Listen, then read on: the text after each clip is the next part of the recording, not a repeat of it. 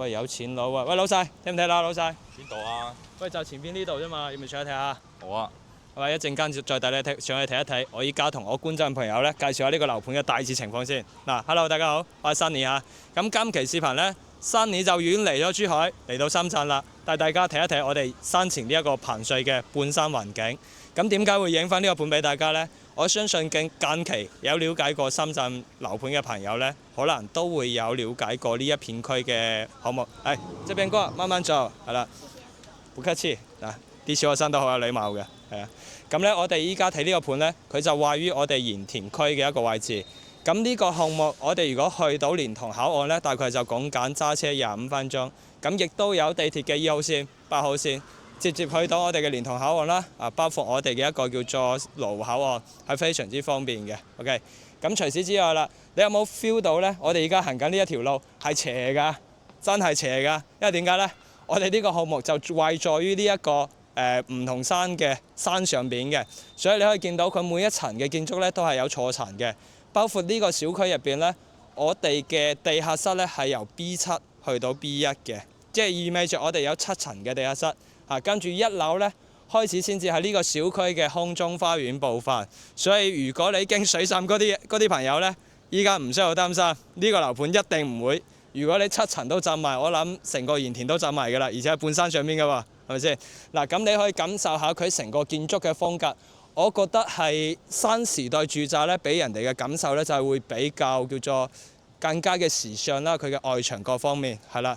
咁除此之外啦，我哋呢一邊呢，佢係近住一個叫做生活區嘅，因為好多朋友呢都話：喂，如果我去到鹽田嗰邊去買呢，可能去到啲樓盤啊，佢冇剛需嘅租客喎。咁包括我哋二手承接嘅人可能好少喎，但呢一邊唔會喎，因為點解呢？我哋呢個位置周邊佢就集合咗我哋一個叫做環海學校啦，即係呢一邊叫做比較高卡士嘅學校嚟嘅，包括銀行街啦，同埋我哋一個叫做教師啊，係非常之多高質素嘅人群嘅，所以意味着呢一邊嘅話呢，你即使租房都好啦，佢嘅一個叫做租賃市場會更加嘅高端，而且租到價值。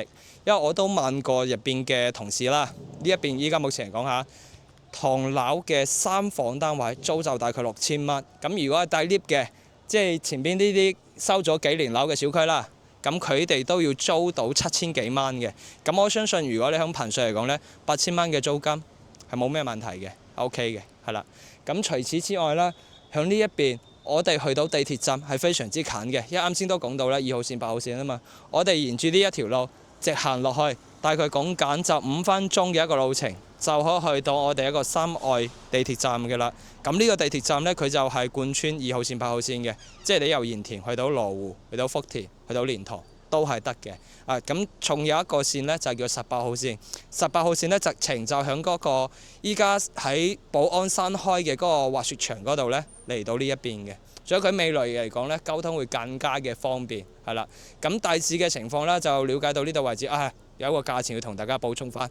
288萬買3層嘅3房2廳2衛，一陣間有驚喜俾大家睇。我哋事不宜遲，直接上去睇一睇我哋嘅示範單位。Let's go。OK， 咁我哋而家就上咗嚟一棟嘅23樓。咁我哋依家睇呢一隻呢，就係89平方西南朝向嘅。首先依家Sunny所在呢個位置呢，就係89嘅廚房嗱。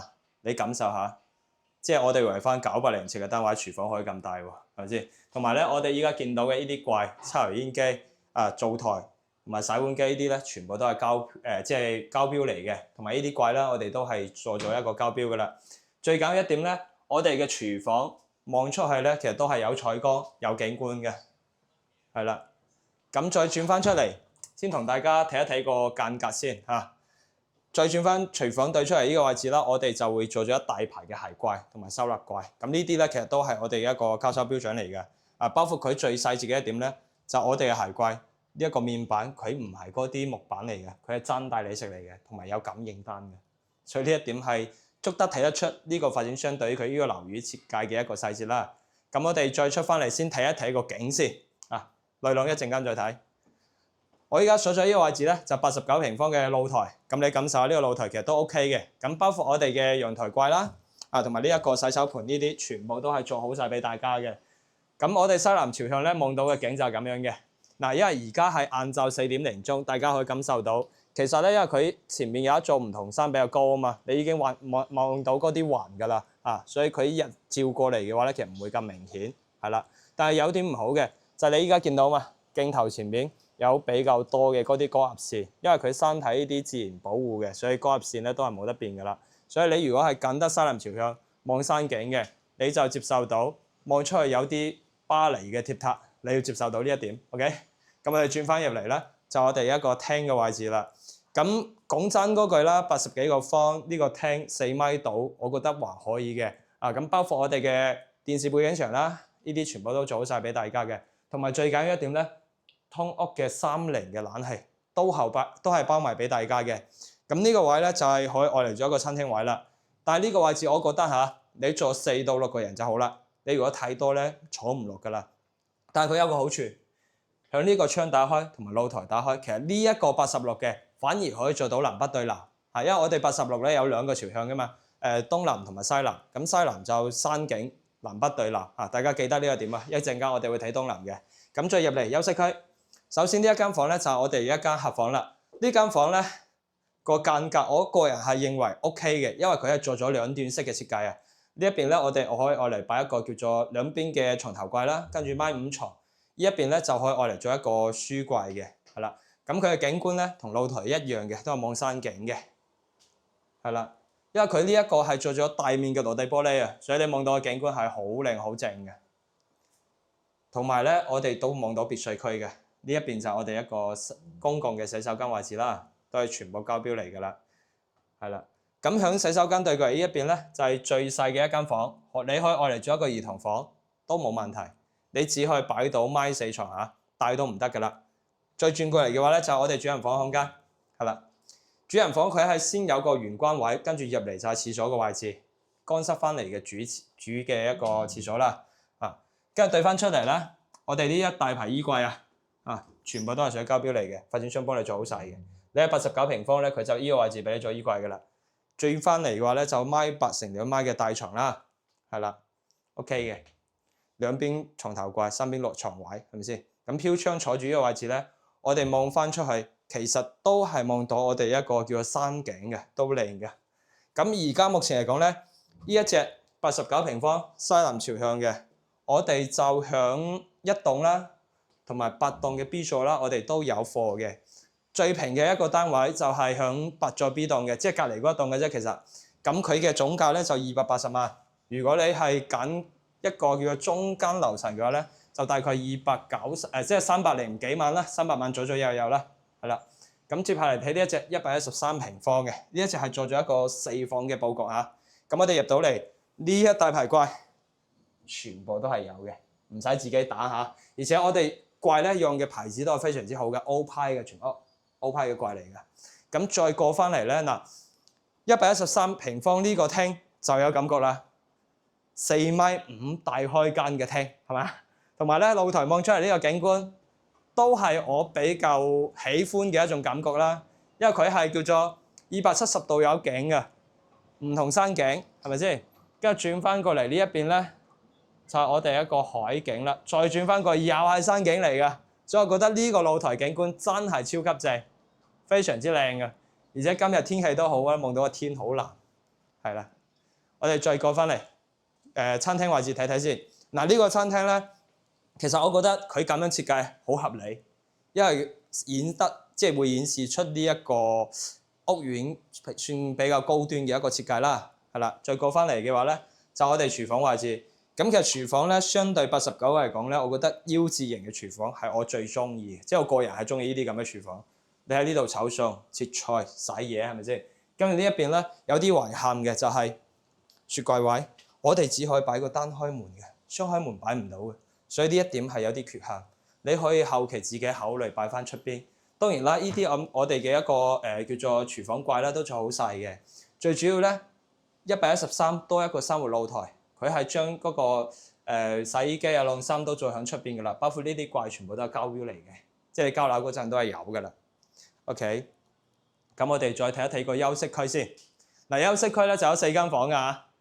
咁我哋一間一間去睇。首先呢一間咧熄咗個燈先。嗱，大家感受下冇光線嘅情況下，晏晝4點零5點鐘呢個光線我覺得 OK 嘅，唔算好差。係啦，咁我哋過翻嚟呢度。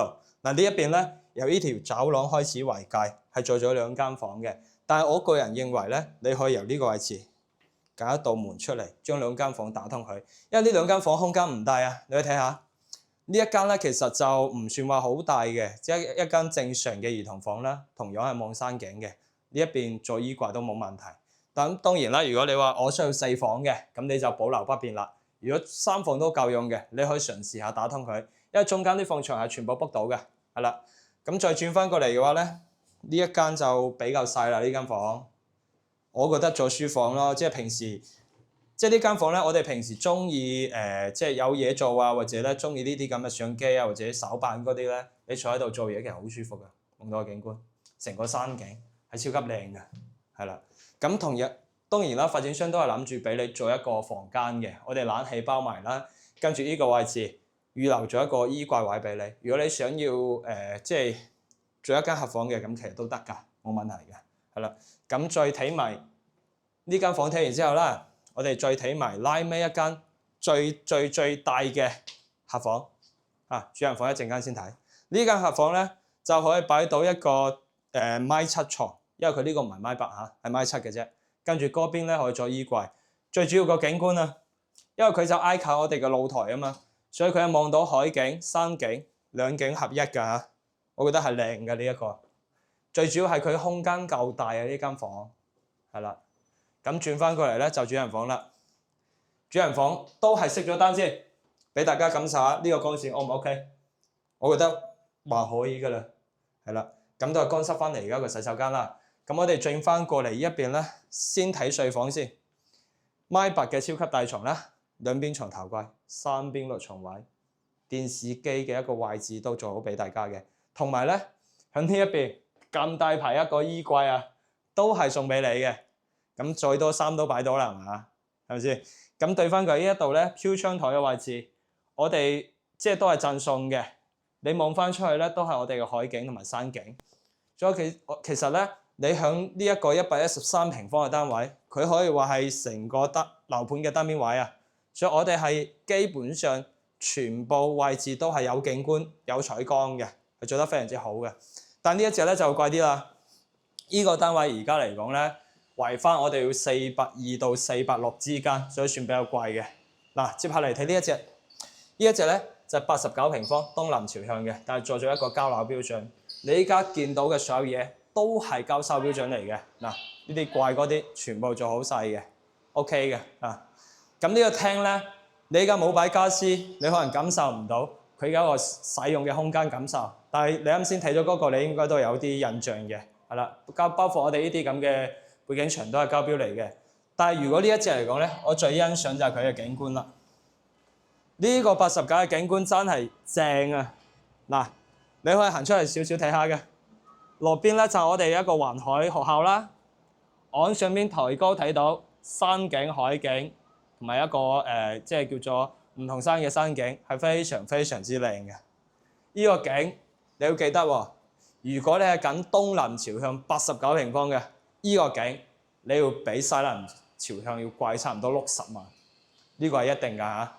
咁我哋過翻呢度咧，就係我哋一個廚房位置啦。咁都係屬於一個交樓標準啦。一啱先睇咗啦，我哋就唔過多去展示㗎啦。大家見到個交標就 OK 㗎啦。咁入翻嚟咧，同樣3間房間2個廁所，89平方，呢度係其中一間客房啊。咁都係有景觀嘅，望到我哋一個海景、山景啊 ，OK 嘅，我覺得。係啦，咁出翻嚟嘅話咧，就係我哋嘅一個洗手間嘅位置啦，公共洗手間，乾濕翻嚟，跟住再對翻過嚟隔離呢一邊咧，就係我哋嘅一個細細地嘅客房啦，都係有採光嘅。啊，轉翻過嚟呢一邊啦，主人房有埋套廁嘅，啊，成個空間感覺我覺得都算 OK 嘅，係啦。最主要咧，你哋有冇發覺其實我覺得彭瑞佢交標嘅質地同埋用料真係好用心，佢啲顏色搭配咧都係非常之合理嘅，所以我覺得呢一點咧佢已經係打敗咗市面上好多發展商嘅啦。因為其實我呢排都成日喺深圳嘅，我哋都睇咗唔少嗰啲新即係其他樓盤嘅交標啦，同埋間隔啦。我覺得佢係目前嚟講，我喺市面上見到實用率算高嘅，同埋交樓標準做得好嘅樓盤。嗱，如果你響依家目前嚟講嚇，成個市場嚟計啦，我哋無論係89嘅同膽戶型咧，我認為係目前未有一個可以做到似佢咁樣，即係有咁靚嘅一個叫做間隔啦，同埋咁高嘅一個交收標準啦。所以我覺得呢一點我哋係必須要俾個拉俾佢嘅，係啦。咁如果近期咧有了解深圳或者即係呢一頭附近嘅沙頭角附近樓盤嘅朋友咧，可以嘗試去了解下呢一個項目，因為本身呢個項目咧，佢係作為依家目前呢個片區咧為數不多嘅中高端樓盤。因為點解咁講咧？嗱，你可以過嚟呢邊睇下嘅，我哋喺呢度望到嘅，我哋成個樓盤咧就由36套別墅加埋5棟高層住宅組成嘅，係啦。咁咧就叫做佢係用咗呢一塊地，但我哋就將嗰個容積率做到最低。佢係1.8嘅容積率，即係講緊別墅嘅容積率，你係住洋房嘅喎，同埋價錢唔貴啊，係啦。再加上咧，你由呢個位置去到我哋一個蓮塘口岸，自己揸車都係25分鐘。咁包括深圳嘅地鐵2號線、8號線都可以直接去到我哋嘅蓮塘啊，包括我哋嘅羅湖口岸嘅，係非常之方便嘅，係啦。咁呢個樓盤，如果大家想要了解邊一個 size 嘅詳細資料，你可以私信 Sunny， 咁我亦都會將相對應嘅一個樓盤資料 send 俾大家，好嘛？咁我哋就今期視頻分享到呢度為止啦，我哋不如下一期再見，拜拜。